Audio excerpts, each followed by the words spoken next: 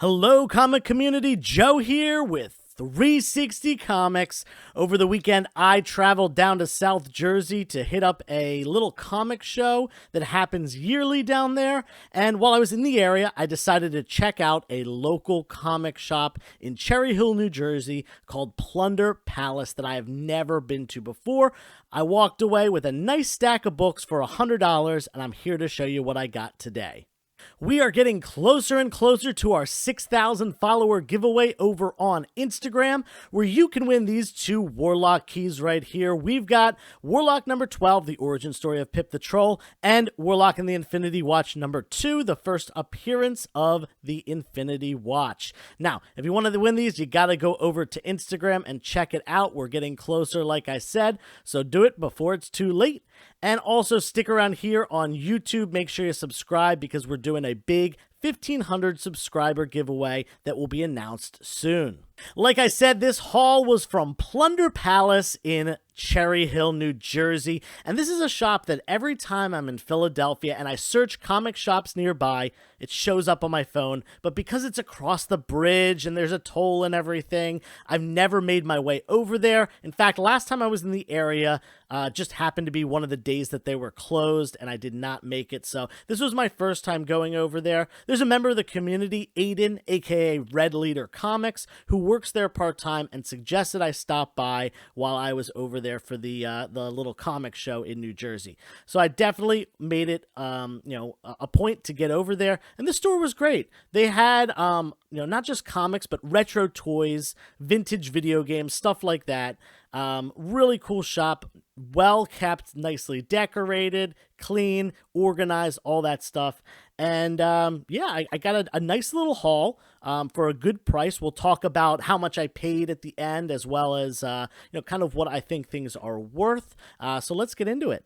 Let's kick it off here with this awesome cover, as well as, in my opinion, a very underrated key. We got Wolverine number 57, The Death of Mariko.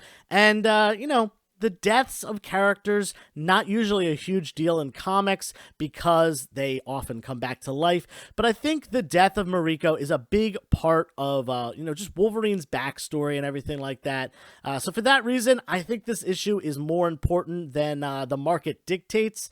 It's in dollar bins everywhere. I paid $2 for this nice high-grade copy, but I've picked up plenty of copies in dollar bins over the years, and I'm going to continue to do so.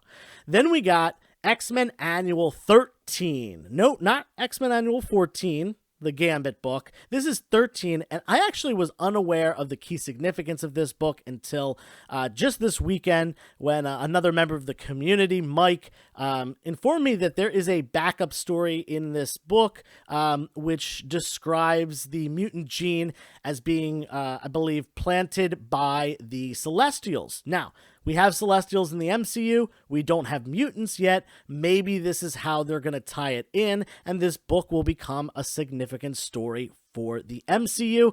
Who knows? Either way, for a $2 pickup, I'm happy with it, and it's a newsstand as well. Then we've got Giant Size Annual X-Men number 9.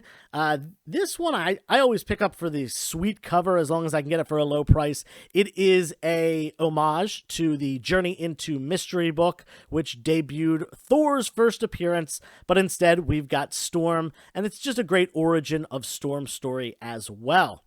Then we got Avengers 263. Now this guy right here, another book I think is really underrated. This features the return of Jean Grey, as well as the first mention of the X-Factor team. It's a nice newsstand copy, so I'll probably hold on to this like the few other copies of this book that I have put aside.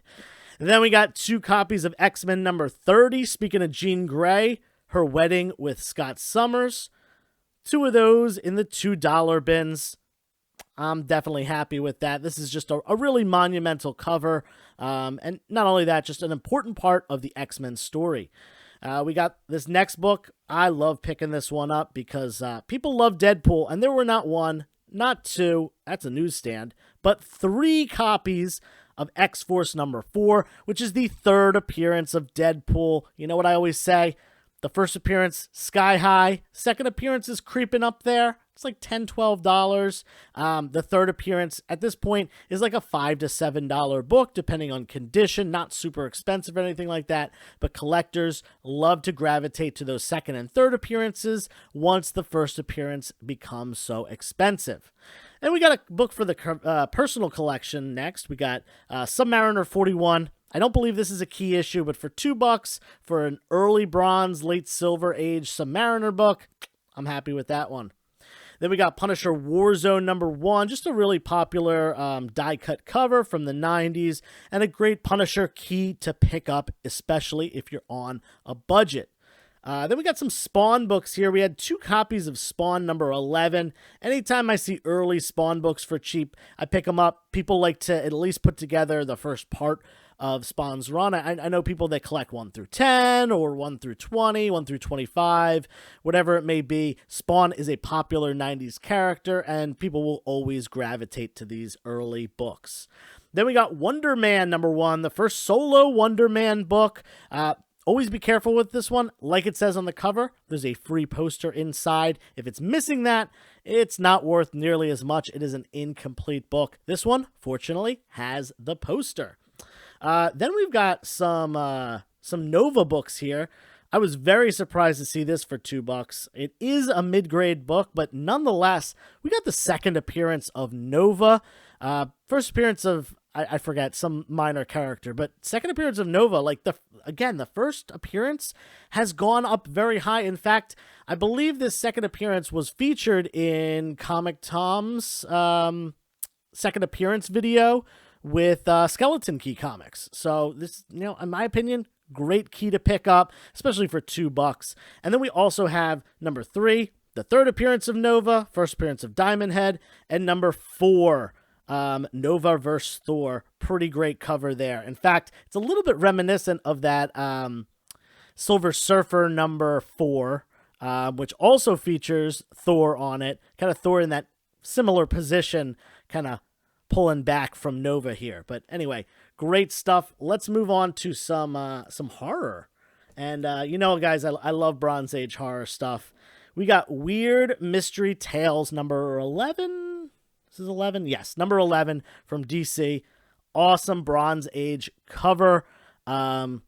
I always like to pick this stuff up whenever I can find it. This was around the time that the Comic Code Authority kind of relaxed on their rules, and horror was allowed to, resurge in the community after being dead for like almost 2 decades. The Comics Code Authority really thwarting the horror industry.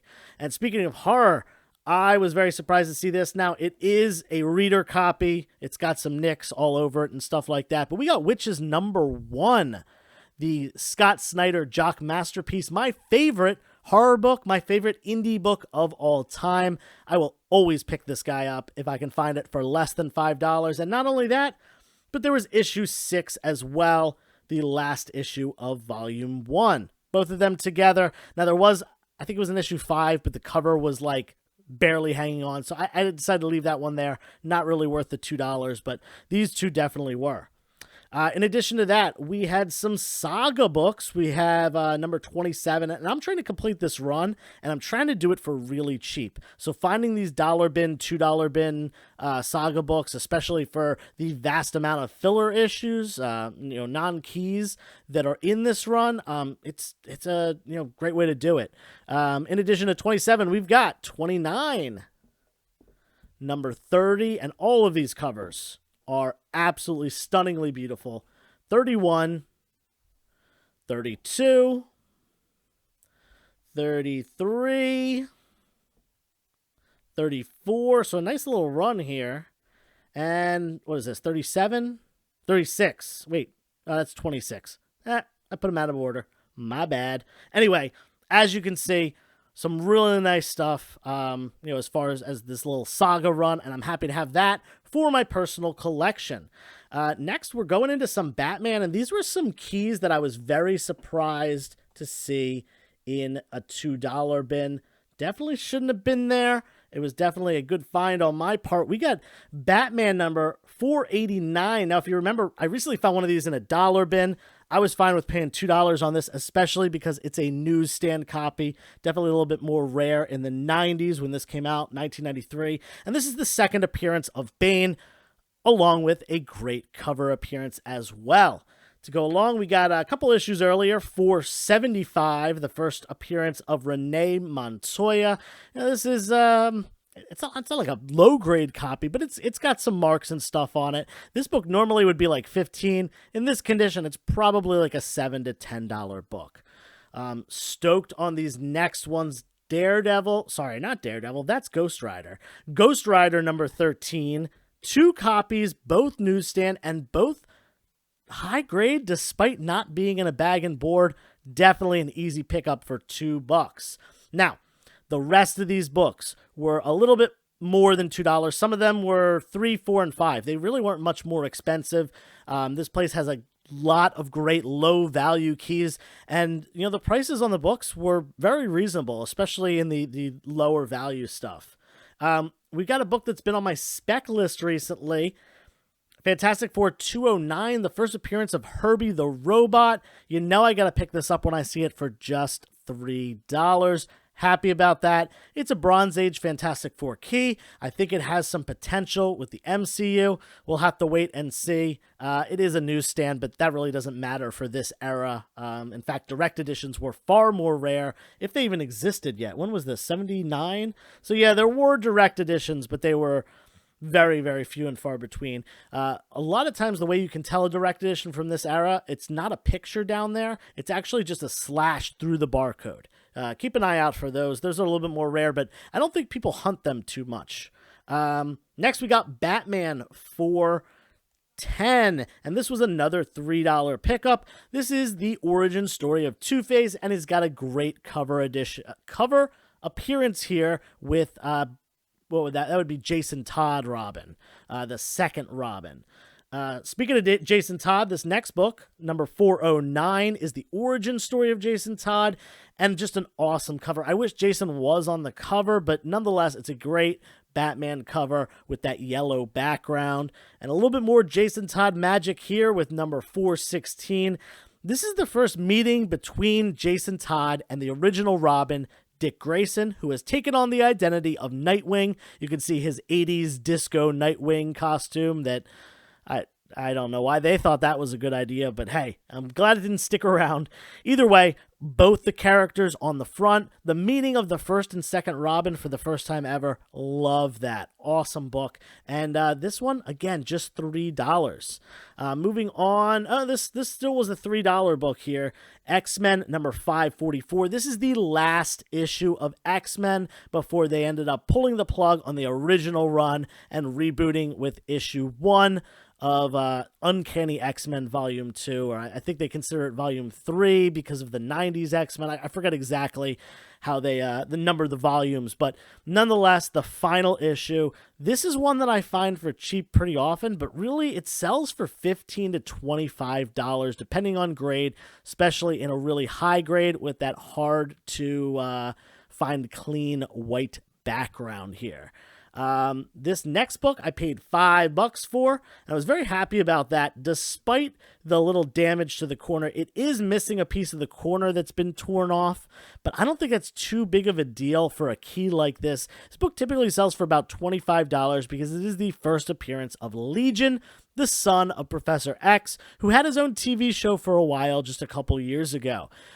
Really awesome Bill Sienkiewicz cover, and just a great New Mutants key. For that reason, I think picking up for $5, despite the rip on the bottom, is a steal. I think really I could get probably 10 out of it, maybe even a little bit more than that. Like I said, typically goes for about $25. The last book, one that I'm really stoked about, we got Ultimate Spider-Man number 1. Not an incredibly expensive book, especially because this copy has a couple spine ticks. But one, I only paid $5 for it, and two, it's a newsstand. During the 90s, I've said this time and time again, especially in the mid part of the 90s when this book was coming out, or actually later part of the 90s. I forgot what year this was. But yeah, during that time, less and less newsstands as time went on, so it's harder to find these. This book, even in the condition it's in, probably has a value of about 15, maybe even 20 bucks. So I get some great stuff. So let's talk about how much I paid for everything and what I think it's worth and all that stuff. After tax and everything, it came out to just a hair over $100. So let's just call it an even $100. I'm pretty sure that even though a lot of this stuff is staying in the personal collection, I think the total value here is probably around $250. A lot of the books that I got from the $2 bin are worth $5 plus. So those are like more than a double up if I can sell them for the highest value. As always, I'll say I probably won't be able to do so. I think that a conservative estimate on this entire haul is probably about $175, kind of halfway in between that $100 that I paid for it and the $250 optimistic evaluation. Now, like I said, a lot of this stuff staying in the personal collection, but some of it is definitely going up for claim sales and future conventions.